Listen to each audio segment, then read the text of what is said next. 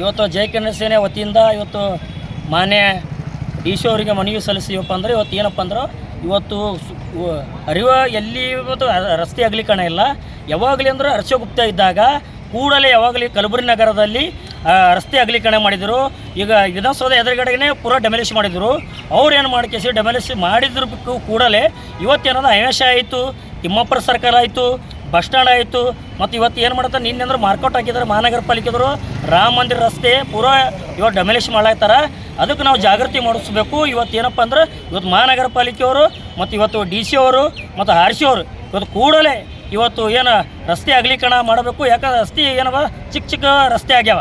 ಯಾಕಂದ್ರೆ ಅಲ್ಲಿ ವಾಹನ ಹೋಗ್ಬೇಕಂದ್ರೆ ಭಾಳ ತೊಂದರೆ ಆಗ್ಲತ್ತದ.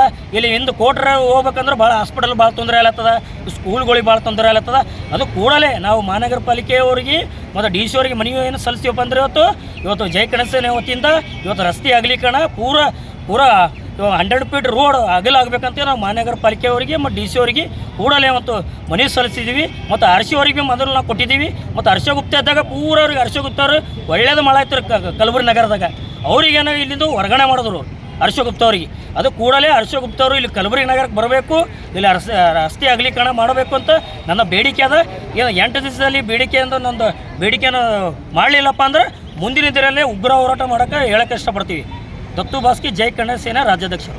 ಜೈ ಕನ್ನಡ ಸೇನೆ ವತಿಯಿಂದ ನಮ್ಮ ಗುಲ್ಬರ್ಗ ನಗರದಲ್ಲಿ ಮಹಾನಗರ ಪಾಲಿಕೆ ವಿವಿಧ ಬಡಾವಣೆಗಳಲ್ಲಿ ರಸ್ತೆಗಳನ್ನು ತೆರವು ಒತ್ತುವರಿ ಮಾಡಿ ಅವುಗಳನ್ನು ಮಹಾನಗರ ಪಾಲಿಕೆ ಮತ್ತು ಜಿಲ್ಲಾಡಳಿತಗಳು ಅದಕ್ಕೆ ಕಠಿಣ ಕ್ರಮ ತಗೊಂಡು ಅಂಥ ಕಟ್ಟಡಗಳನ್ನು ವಿಲೇವಾರಿ ಯಾವುದೋ ನೋಡದೆ ಅದನ್ನು ಜನಸಾಮಾನ್ಯರಿಗೆ ತೊಂದರೆ ಆಗದಂತೆ ಅದನ್ನು ಡೆಮಾಲಿಷ್ ಮಾಡಿ ಅದು ಸರ್ಕಾರದ ಆದೇಶ ಏನದ ಅದರ ಬಗ್ಗೆ ಸುಕಲಂಕುಷವಾಗಿ ಅವರ ಬಗ್ಗೆ ಏನು ತಗೋಬೇಕಾದ ಆ್ಯಕ್ಷನ್ ತೊಗೊಂಡು ನಮ್ಮ ಓಡಾಟಕ್ಕೆ ಮತ್ತು ಜನರ ಸಾರ್ವಜನಿಕರಿಗೆ ನಡೆದಾಡಲು ಲಘು ವಾಹನಗಳು ತಿರುಗಾಡೋಕ್ಕಾಗಲಿ ಸ್ಕೂಲ್ ವ್ಯಾನಲ್ಲಿ ವಿವಿಧ ಬಡಾವಣೆಯಲ್ಲಿ ಇಂಥ ಸರ್ಕಾರಿ ರಸ್ತೆಯನ್ನು ಯಾವ ವ್ಯಕ್ತಿ ಪರ್ಸ್ನಲ್ ಆಗಿ ಒತ್ತುವರಿ ಮಾಡಿರ್ತಾನೆ ಅಂಥವನ್ನು ಡೆಮಾಲಿಷ್ ಮಾಡಿ ಸರ್ಕಾರ ಒಂದು ಕಠಿಣ ಕ್ರಮ ತಗೋಬೇಕು. ನಮ್ಮ ಗುಲ್ಬರ್ಗ ನಗರದಲ್ಲಿ ವಿವಿಧ ಬಡಾವಣೆಯಲ್ಲಿ ಈ ಥರ ಆಗಿದೆ. ನಮ್ಮ ಜಿಲ್ಲಾಡಳಿತ ಮತ್ತು ಹಾಗೂ ಮಹಾನಗರ ಪಾಲಿಕೆಯವರು ಭಾಳ ಕಠಿಣ ಕ್ರಮ ತಗೋಬೇಕಂದ್ರೆ ಜೈ ಕನ್ನಡ ವತಿ ಸೇನೆಯಿಂದ ನನ್ನ ಮನವಿಯನ್ನು ಜಿಲ್ಲಾಡಳಿತಕ್ಕೆ ಸಲ್ಲಿಸ್ತಾ ಇದ್ದೀವಿ.